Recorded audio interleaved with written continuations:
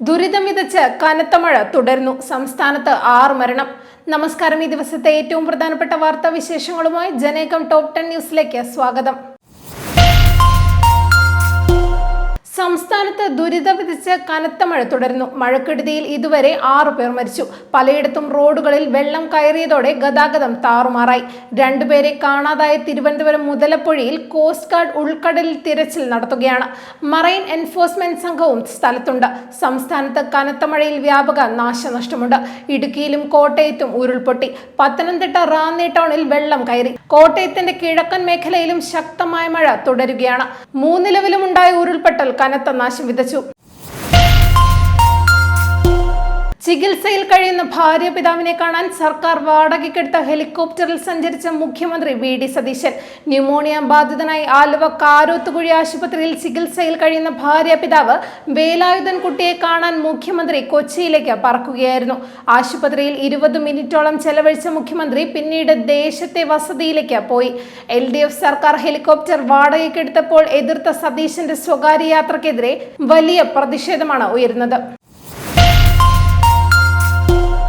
Glasgow Commonwealth games boxing റിംഗിൽ ഇന്ത്യയുടെ പെൺകരുത്തിന് സുവർണ തിളക്കം. വനിതകളുടെ 54 കിലോഗ്രാം, 57 കിലോഗ്രാം വിഭാഗങ്ങളിൽ മിന്നുന്ന പ്രകടനം കാഴ്ചവെച്ച പ്രീതി പവാറും ജെയ്സ്മിൻ ലംബോറിയയും ഇന്ത്യയ്ക്കായി സ്വർണം സ്വന്തമാക്കി.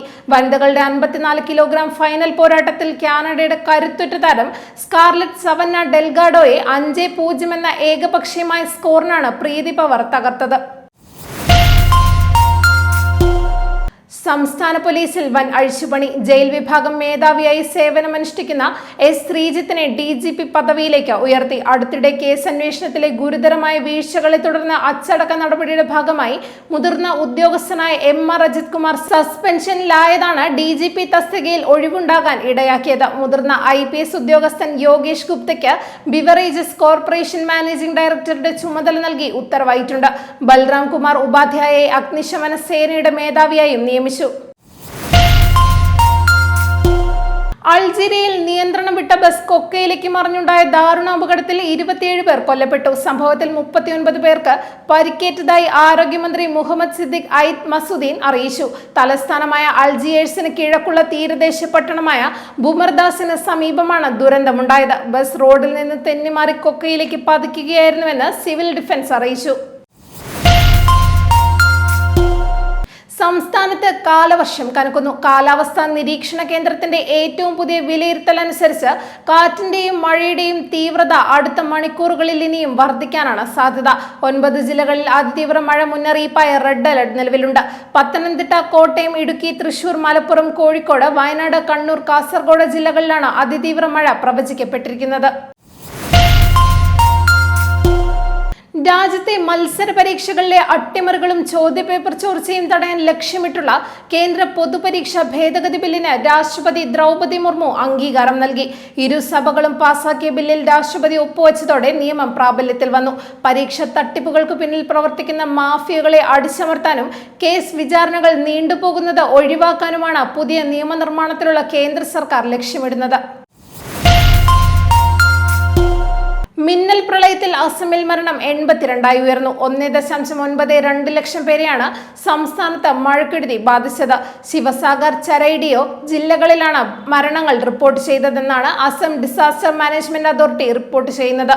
അതേസമയം ഒഡീഷയിൽ കനത്ത മഴയിലും പ്രളയത്തിലും 5 മരണം റിപ്പോർട്ട് ചെയ്തു.